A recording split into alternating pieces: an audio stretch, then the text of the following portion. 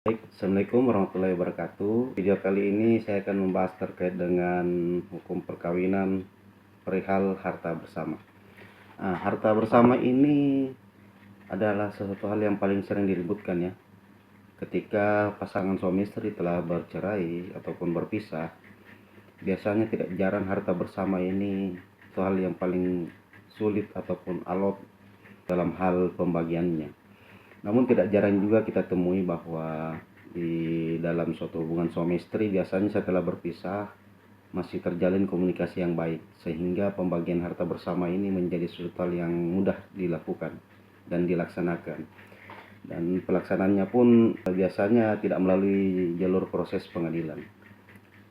Di dalam hukum perkawinan sendiri itu diatur ada 3 cara pembagian harta bersama, yakni yang pertama seperti tadi yang saya sebutkan ya, mengenai pembagian harta bersama diatur secara musyawarah, dibagi secara merata, kemudian masing-masing suami dan istri rela harta yang diperoleh secara bersama-sama itu dibagi 2 atau 1/2.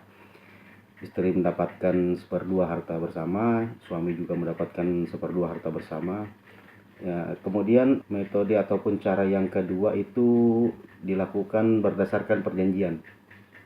Jadi biasa itu sebelum perkawinan suami istri melakukan perjanjian terkait dengan harta bersama ataupun pemisahan harta.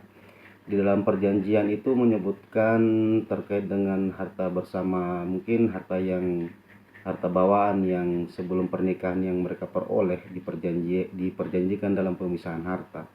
Kemudian harta-harta yang akan datang pada saat masa berlangsungnya perkawinan juga dilakukan perjanjian, misal berapa persen ataupun berapa porsi bagian dari harta bersama yang akan dibagi apabila terjadi perceraian. Metode yang kedua tadi itu biasa juga dilakukan pada semasa berlangsungnya perkawinan, bisa dibuat perjanjian terkait pemisahan harta. Dalam perjanjian ini fleksibel ya, tergantung kesepakatan antara suami dan istri seperti apa.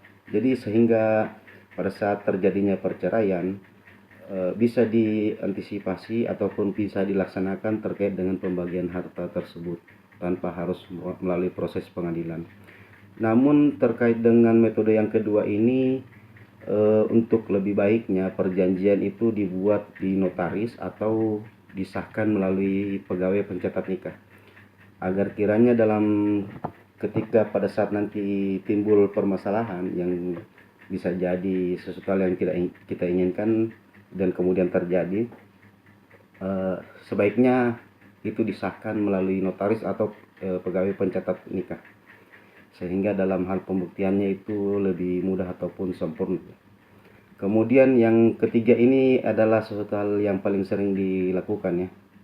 Ketika hubungan suami istri telah bercerai atau berpisah, itu seringkali terjadi perselisihan yang merembet ke harta bersama yang tidak bisa diselesaikan secara musyawarah, sehingga ujung-ujungnya harus melalui pengadilan.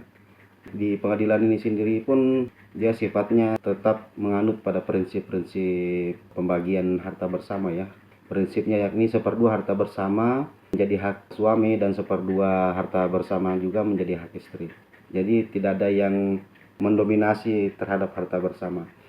Cuman ada sesuatu hal, bisa jadi pengadilan memutus 70% untuk istri, 30% untuk suami, karena bisa jadi pada saat terjalinnya hubungan suami istri diketahui bahwa si suami ini pemboros, misal dia penjudi, pemain perempuan, sesuatu hal yang bisa menyebabkan finansial ataupun keuangan dalam keluarga itu dapat dikatakan pemboros ya.